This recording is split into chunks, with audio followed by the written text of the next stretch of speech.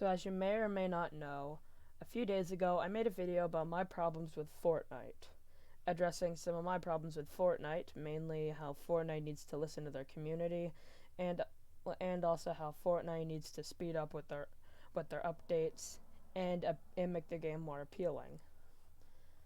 And in that video, I mentioned that I was going to do a video talking about my problems with Apex Legends, and that's what I'm doing right now. My main problem that I have with Apex Legends is the licensing company EA is a bit money hungry when it comes to Apex Legends. So the game was developed and made by Respawn Entertainment, but the game was licensed by EA. And as you probably know, EA is known to be very money hungry when it comes to their games. And it was basically inevitable that eventually EA would sneak in their little money hungry faces into Apex Legends. It was inevitable. This was a very hot topic for Apex Legends during the Iron Crown event back in Season 2 or 1. And it's actually gotten a bit worse since then. Not a lot of people seem to talk about it, but it has gotten worse.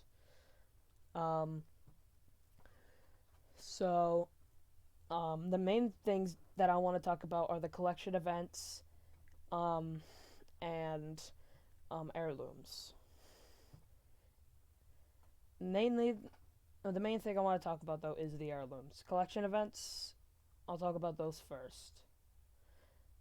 There aren't a lot to talk about with collection events. They're pretty straightforward.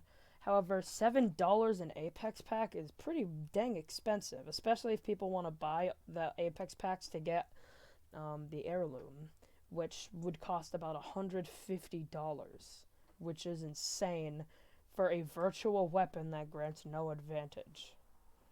I know they want to make it so that like people just can't spend tons of money on the game and get an insane advantage, but even then, it's still kind of stupid that you have to put that much work or pay that much just to get a virtual axe or a kunai, butterfly knife, whatever you're gonna get. And on the topic of heirlooms, heirlooms are insanely rare items in the game, as a lot of people know. You have a 0.5% chance or a 1 in 500 chance to get one. No, 1 in 200 chance, which is insanely rare.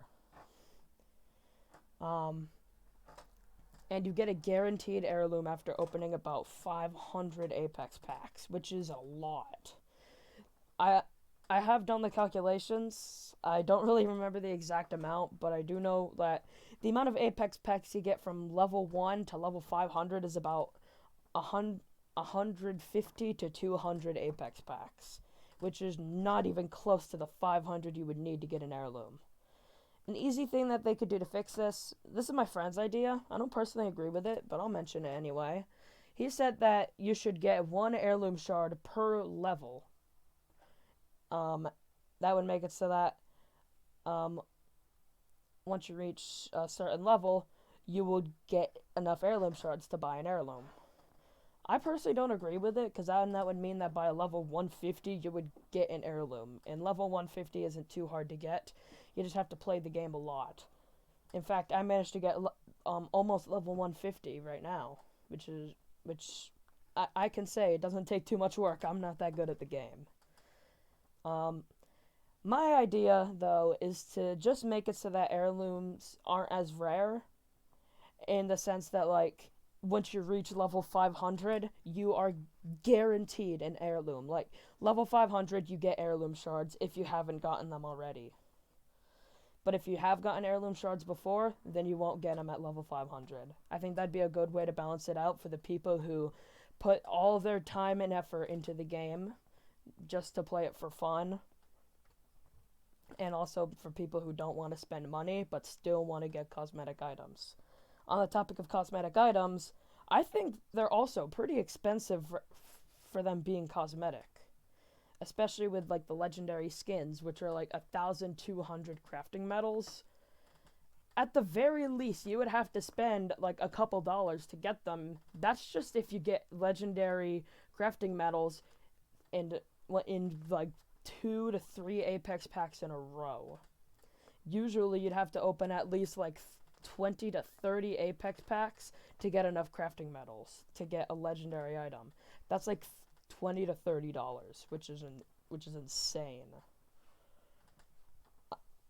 And I think they're also pretty money hungry with the normal events that they do. Like right now, there's like a summer event going on. What I find most insane is, I forgot what the name of the pack is, but basically it costs $50 for 70 Apex packs and an R301 skin. I just think that is insane that they would just put that in. Seems very, very weird to put that in. It's like, I know a lot of people are definitely willing to pay money on the game, and there are probably people who spend literally all their money on the game. Literally, when they see something come out, they buy it immediately. But most people probably are only willing to spend like a couple dollars on the game. I myself have spent like $20 on the game compared to like the $400 I've spent on Fortnite, in Fortnite's case, they have a lot of cosmetic items, but they're cheap. Like for, let's say, a green emote, they're $2. But like, if you could buy any amount of V-Bucks you want, you'd have to pay $2 for an emote. That's not a lot. Up to a legendary skin, though, that's $20, which like is pretty hardcore, but it's not too bad. It's like there are plenty of legendary skins that I would probably spend $20 on in Fortnite. However, in Apex's case, not really. And the last thing I want to talk about is the gameplay itself.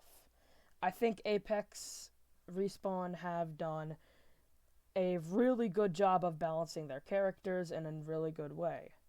I just have a few things I want to mention of how they should buff and nerf some legends. I think a lot of people probably disagree with me on some of these points.